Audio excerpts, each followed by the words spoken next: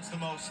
They've hit us on some screens. And Welcome back to the Alamo Dome. As bad of a start as we could have hoped for right there. All three sides of the ball. Huge special teams. Offense hasn't moved the ball. Defense hasn't stopped. That's a bad recipe. How do you find rhythm in your offense? We got to get Chandler going right now. He's made a couple mistakes early. We got to get him back in the groove. Thank you, Coach.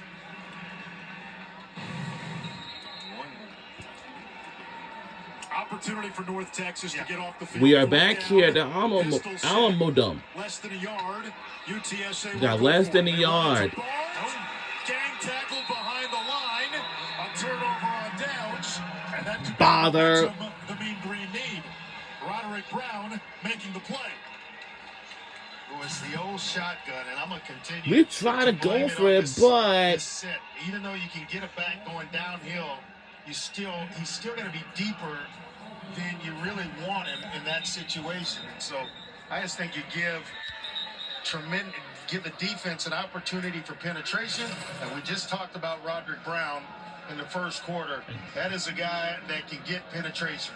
Extremely quick, extremely strong, and not a guy you want to mess with on short yardage situations. North Texas now, one of the top offenses in the country. Looking there we go. Oh my God. Get him if you can.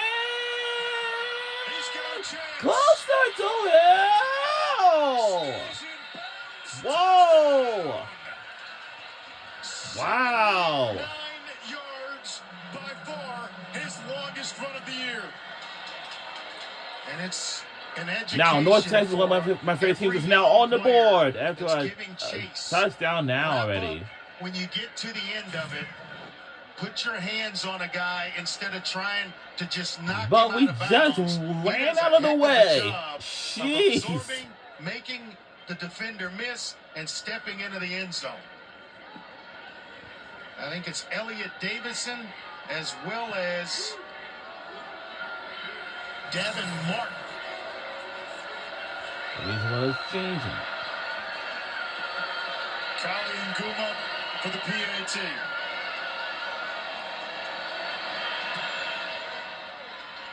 That was a snapshot of North Texas's offense. Is that play number 7 of 70 yards or more? The most in the country. 7 plays of 70 or more yards this season. And there is an injured player, though, on the field for North Texas. It is the long snapper, Caden Yates, and that's one of those injuries that there's not too many guys on the team who are trusted to long snap. So you lose your long snapper, all of a sudden it makes the kicking proposition a little more dicey the rest of the way. Yeah, you're just hoping that it's cramps if you're Eric Morris, the head coach, because long snappers are not easy to come by. And it is a very special talent that you have to get it done. But this touchdown run by Shane Porter, I mean, first play, underneath handoff, they get it blocked up. There's no one in the middle of the field, and now it's just a foot race. Who can enter into the picture to maybe catch Porter? They get there, but nobody wraps up. They just try to knock him out of bounds. And Porter, yeah, too little, too small. Love it. Yeah, you like that celebration. I like the wheels of Shane Porter, too. That guy has some serious juice. He also has juice on social media. 1.2 million followers on TikTok. He makes victory montages after wins. Trust me, if UNT wins the game, that too small celebration gesture will be on the victory montage. And he might add another 1.4 million followers after that run. Clark, I'm going to give him a content idea. Remember the old Western movie, Shane? Oh, yeah. At the very end, Shane, come back. Shane wasn't coming back. Just like the movie, Shane kept on going.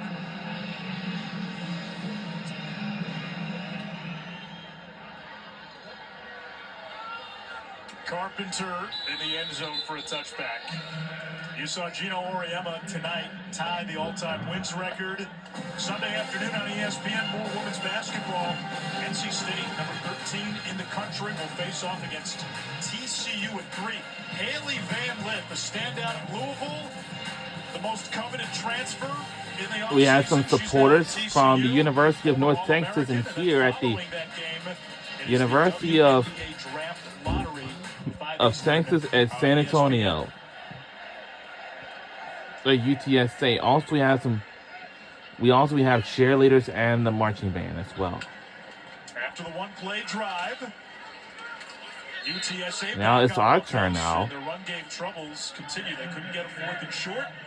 And now Henry stopped on 1st down. Yeah, big Terrell Dawkins. He gets better. The coaching staff says he gets better each and every week. They're looking for just the overall consistency in his game.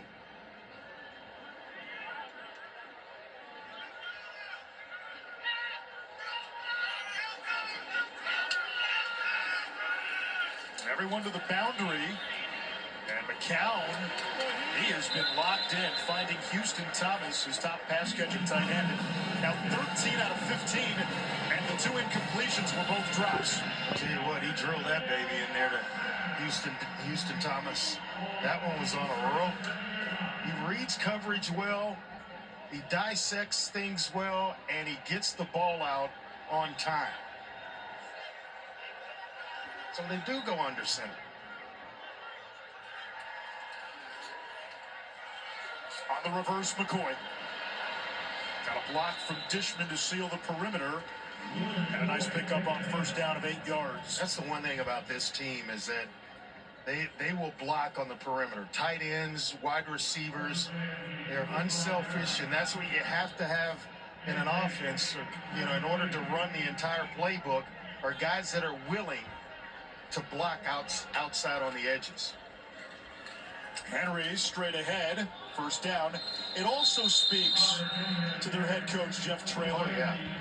You see a good football coach, somebody who can adapt. He's playing with about a half deck. 12 season-ending injuries. O-line's been hit hard. Receivers have been hit hard. His most trusted tight end out for the season. Okay, we've got to figure out a way. We've got depth at tight end.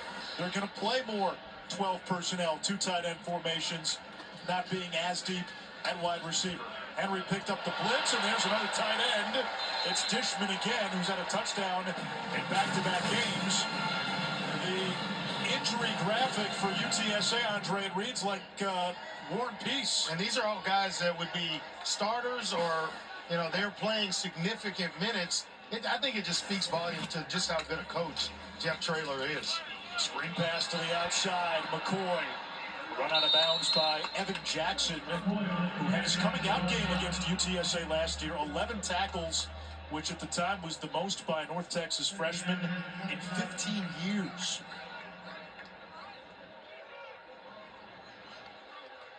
Ooh, I like the composure of Owen McCown. You can tell he is a guy from a family full of quarterbacks. Dad, uncles, all of it. I mean, he is calm under a lot of pressure. Henry will set up another 3rd and short. And the coach has told us he right now, with all the injuries, is carrying the team, Owen McCown. It's 3rd and 1. And that's, you're talking about when Frank Harris finally graduated and him stepping in, having to fill some pretty big shoes. Not every coach is going to trust the next guy as much as Frank, but they totally trust Owen McCown.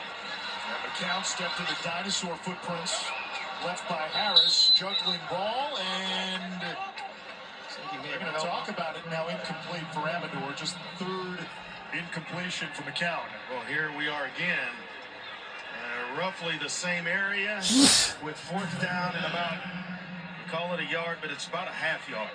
And last time they were stopped. Amador, he doesn't. Maybe one to look at.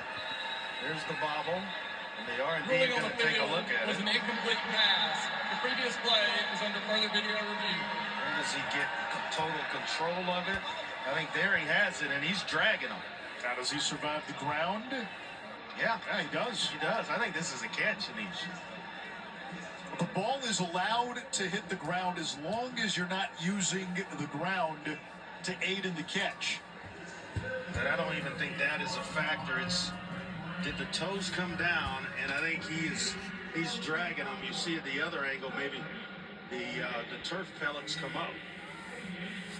Important to remember, ruling on the field was an incomplete pass.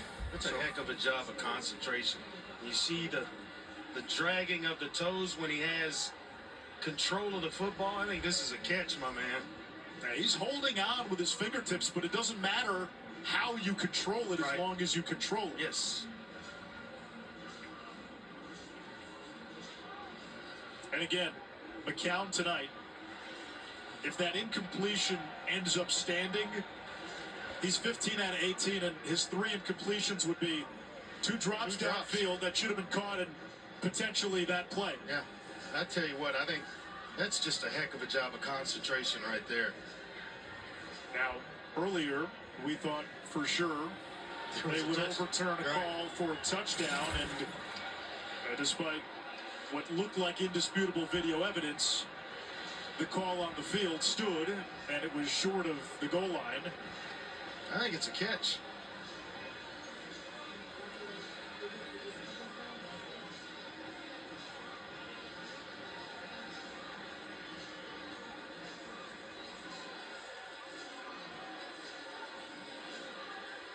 Coach is pleading his case to a guy that's not watching the replays. After review, the receiver maintained firm control of the ball during the process of the catch.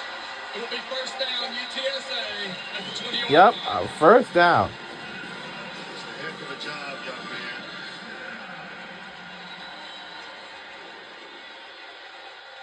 So McCown now 16 out of 18 instead of 15 out of 18. And more importantly for UTSA, instead of 4th down, it's first down right on the lip of the red zone. So they're going to go 3-3-5 here. That look that you described. They went back to it from the normal 3-4 look, bringing an extra safety into the game.